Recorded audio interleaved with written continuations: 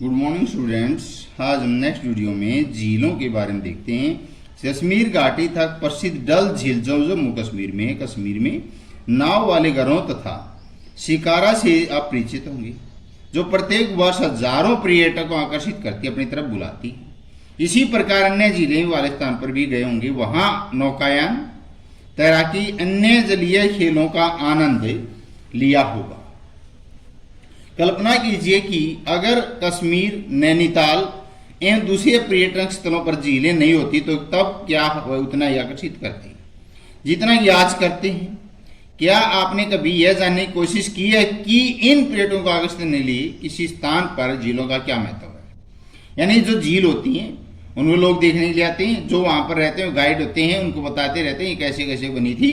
तो इससे क्या है कि उनकी भी आमदनी हो जाती है और मनमोहक दृश्य देखने को मिलते हैं। पर्यटकों के आकर्षण के अतिरिक्त मानव के लिए अन्य कारणों से भी झीलों का महत्व है। पृथ्वी के सतह के गर्त वाले भागों में जहां जल जमा हो जाता है उसे झील कहते हैं।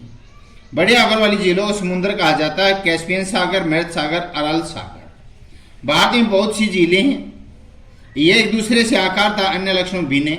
अधिकतर झीलें स्थायी हैं, कुछ केवल वर्षा ऋतु में ही पानी होता है, जैसे अंतर्देशीय अकवाल है, अर्धशुष्क क्षेत्रों में द्रोणी वाली झीलें। यहाँ कुछ ऐसी झीलें जिनका निर्माण हिमानियों बर्फ चादर की क्रिया का फलस्वरूप हुआ, जबकि कुछ अन्य झीलों का निर्माण वायु, नदियों, मानवीय क्रियाकलापों के कारण हुआ। एक विशाल नदी वाले बाढ़ क्षेत्र में काट के गोखोर झील का निर्माण करती है।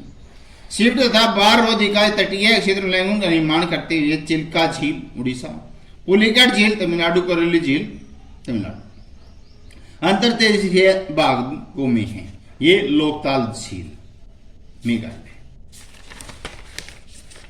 हालांकि झीलों कभी कभी मौसमी तत्व होती है। उदाहरण के लिए राजस्थान की सांबर झील जो एक लवण जल वाली झील है, इसके जल का उपयोग नमक के निर्माण के लिए किया जाता है। मीठे पानी के अधिकांश झीलें हिमालय क्षेत्र में मुख्यतः हिमानी द्वारा बनी है, बर्फ द्वारा।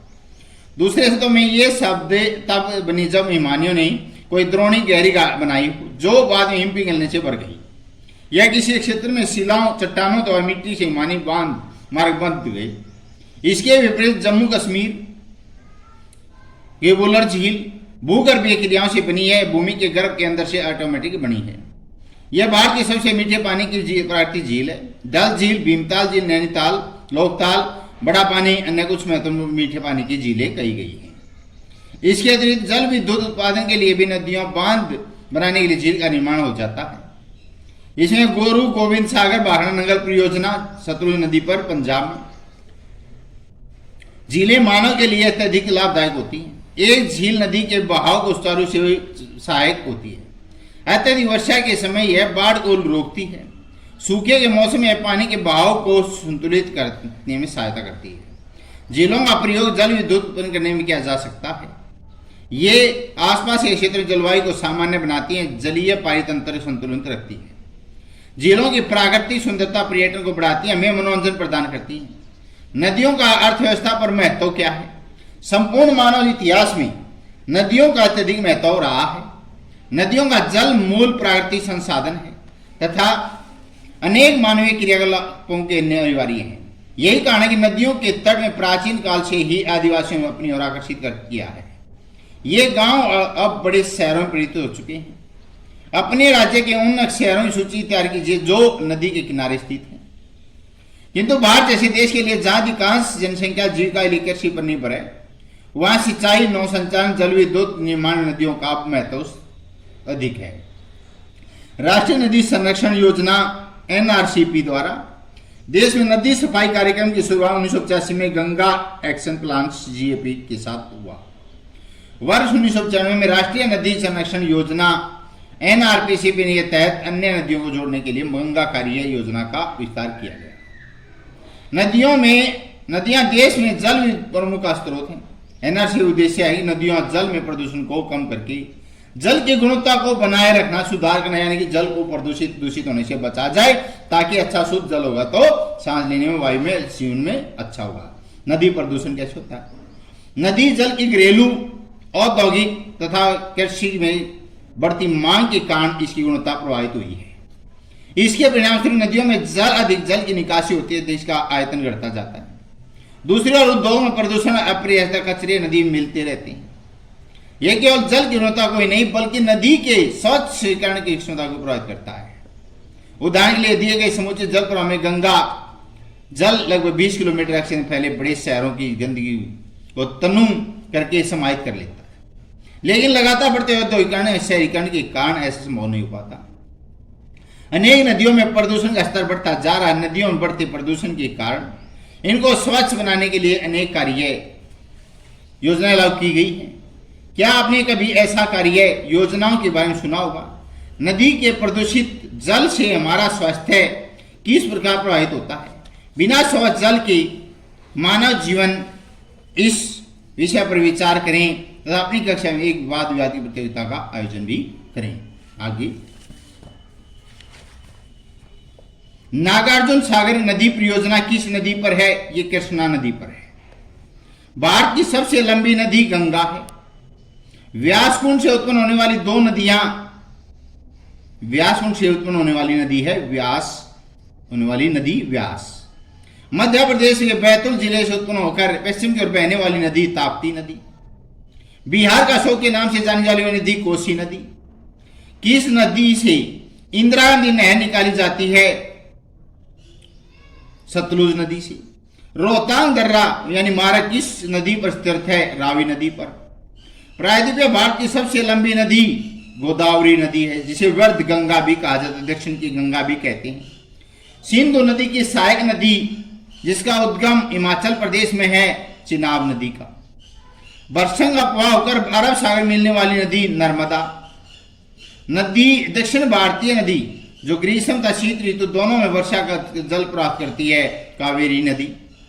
लद्दाख गिलगित पाकिस्तान से बहने वाली नदी सिंधु नदी। भारतीय मरुस्थल की एक महत्वपूर्ण नदी लूनी नदी।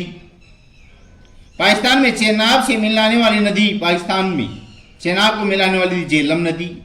यमुनोत्री हिमानी से निकलने वाली नदी गंगा नदी है, जो बर्फ की नदियों से निकलती है। एक नदी तंत्र द्वारा जिस क्षेत्र जल प्रवाहित होता है उसे कहते हैं, एक नदी तंत्र द्वारा जिस जल को प्रवाहित किया जाता है उसे अपवादरोणी कहा जाता है। सिंधु नदी भारत के किस राज्य में बहती है? सिंधु नदी भारत के जम्मू कश्मीर राज्य में बहती है। सिंधु नदी कौन से सागर में गिरती है? अरब सागर में गिरती है। सिंधु नदी की लंबाई है, सिंधु नदी की लंबाई 2900 किलोमीटर। भारत और पाकिस्तान के बीच सिंधु जल समझौता कब हुआ? भारत और पाकिस्तान के बीच सिंधु जल समझौता 1960 में हुआ। सिंधु जल समझौते के आधार पर भारत कितने भाग जल का उपयोग कर सकता है? 20% जल का। गंगा कौन से सागर में गिरती है? बंगाल खाड़ी में गिरती है। गंगा और ब्रह्मपुत्र संयुक्त धारा का नाम क्या है? मेघना नाम से जाना जाता है, संयुक्त धारा जो है बाद में। गंगा ब्रह्मपुत्र डेल्टा को किस नाम से जानते हैं? सुंदरवन डेल्टा, विश्व का सबसे बड़ा डेल्टा के नाम से जाना जाता है।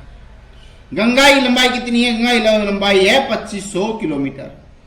ब्रह्मपुत्र भारत के किस राज्य में प्रवेश करती है? ब्रह्मपुत्र भारतीय अरुणाचल प्रदेश राज्य में भारत में प्रवेश करती है। ब्रह्मपुत्र को तिब्बत में किस नाम से जानते हैं? ब्रह्मपुत्र को तिब्बत में सांगपो के नाम से जाना जाता है। ब्रह्मपुत्र को बांग्लादेश में किस नाम जानते हैं? ब्रह्मपुत्र को बांग्लादेश में जमुना के नाम से जानते हैं। नर्मदा नदी का उद्गम स्थल किस राज्य में? नर्मदा नदी का उद्गम स्थल मध्य प्रदेश राज्य में। किस नदी को दक्षिण गंगा कहा जाता है? गोदावरी नदी को दक्षिण की गंगा, वर्ध गंगा भी कहा जाता है। कृष्णा नदी महाराष्ट्र में किस स्थान से निकलती है? कृष्णा नदी महाराष्ट्र में महाबलेश्वर के निकट से स्थान से निकलती है। कावेरी नदी कौन सी पर्वत श्रृंखला से निकलती है? कावेरी नदी ब्रह्मगिरी पर्वत श्रृंखला से निकलती है। धरातल के कितने प्रतिशत भाग पर जल है? 71% भाग पर जल है। धरातल पर विद्यमान कुल जल का कितने प्रतिशत भाग लवणीय है? 3% भाग लवणीय यानी खारा। पृथ्वी पर उपलब्ध कुल जल का कितने प्रतिशत स्वच्छ जल है? पृथ्वी पर उपलब्ध जल का 3% स्वच्छ जल है। डल झील किस राज्य में? जम्मू कश्मीर राज्य, यानी अब जो केंद्र शासित प्रदेश बन चुका है। चिल्का झील किस राज्य में? चिल्का झील उड़ीसा राज्य में है। सांबर झील किस राज्य में? सांबर झील राजस्थान राज्य में है। यहाँ पर और भी है डिडवाना झील, पंचभद्रा झील भी। वुलर झील किस राज्य में? वुलर झील भी जम्मू कश्मीर राज्य में। भारत की सबसे मीठे पानी वाली प्राकृतिक झील कौन सी है? प्राकृतिक झील वुलर झील है। सबसे ज्यादा आप घर पर रहें, स्वस्थ रहें, सुरक्षित रहें। धन्यवाद।